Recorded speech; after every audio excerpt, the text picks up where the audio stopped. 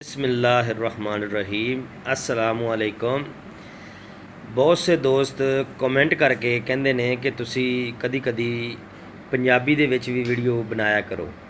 तो दोस्तों पहले एक दो वीडियो बनाई सी पंजाबी च, मेरा ख्याल है दोस्तों नूं पसंद आईयां ने, इसलिए अज असीं लसन के टॉपिक ते अज पंजाबी दे विच वीडियो बनाने लगे हैं।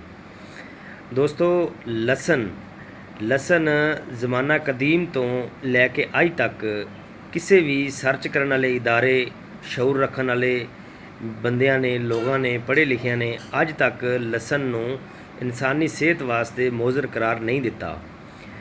जिन्हें भी लसन की तहकीक की है तो लसन के फायदे भी दसे ने। तो दोस्तों लसन बहुत ज़बरदस्त चीज़ है। असी सालन के अंदर तो मिसाले के तौर पर तो वैसे खाने हाँ, लेकिन सानू ये फायदों का नहीं पता कि ये अंदर फायदे की ने, लसन के की फायदे ने। दोस्तों ये बहुत फायदे ने। ये तुसी मूँह निहार जदों बंदा सुता उठदा खाली पेट हुंदा उस वक्त तुसी ये दो जो लैके दो फलियां लैके उन्होंने चबा के खा लो, उपरों पानी पी लो, तो इंशाअल्लाह काफ़ी मर्ज़ां ये नाल जिसम दियां हल हो जाणगियां। उदों पता की हुंदा जदों खाली पेट खादा जांदा है, जिसम के अंदर मूजी जहरीले बैक्टीरिया वगैरह वो होंदे ने, तो वो खाली पेट जदों हुंदा ना तो उदों वो कमज़ोर हो जांदे ने। तो जदों लसन खाया जाता है, लसन के नाल लड़ाई की ताकत नहीं रखते, मज़ीद कमज़ोर हो जाते हैं, मर जाते हैं।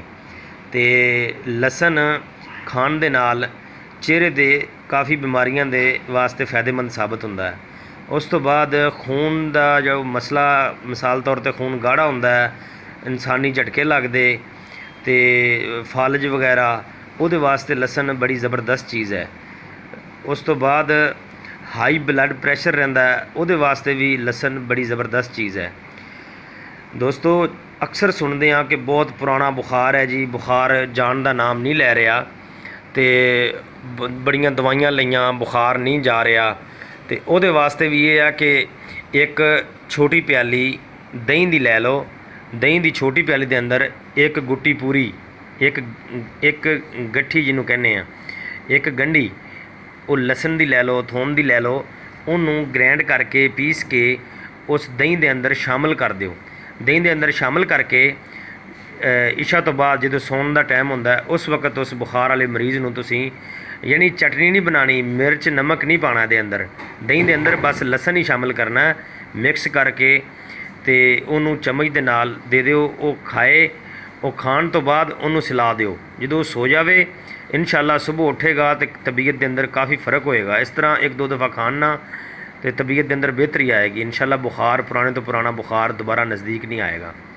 दोस्तों आखिर और मेन गल, लसन बाज़ार के अंदर फार्मी मिलते हैं, अक्सर मोटे मोटे लसन जोड़े होंगे ने फार्मी होंगे ने, ये सफ़ैद लसन जोड़े, इसका फायदा नहीं होएगा खाण का। लसन वो लेना है जोड़ा देसी होंदा है, जोड़ा लाल झलक दिंदा है, लाल रंग का होंदा है, वो देसी लसन लेना है। जोड़ा देसी लसन होंदा है यही फायदेमंद होंदा है। तो दोस्तों मज़ीद इस तरह की वीडियो वेखण वास्ते साडे चैनल नूं लाइक करो, सबसक्राइब करो और बैल आइकन नूं दबाओ। मिलते हैं इंशाअल्लाह नैक्सट वीडियो ते। अल्लाह हाफिज़।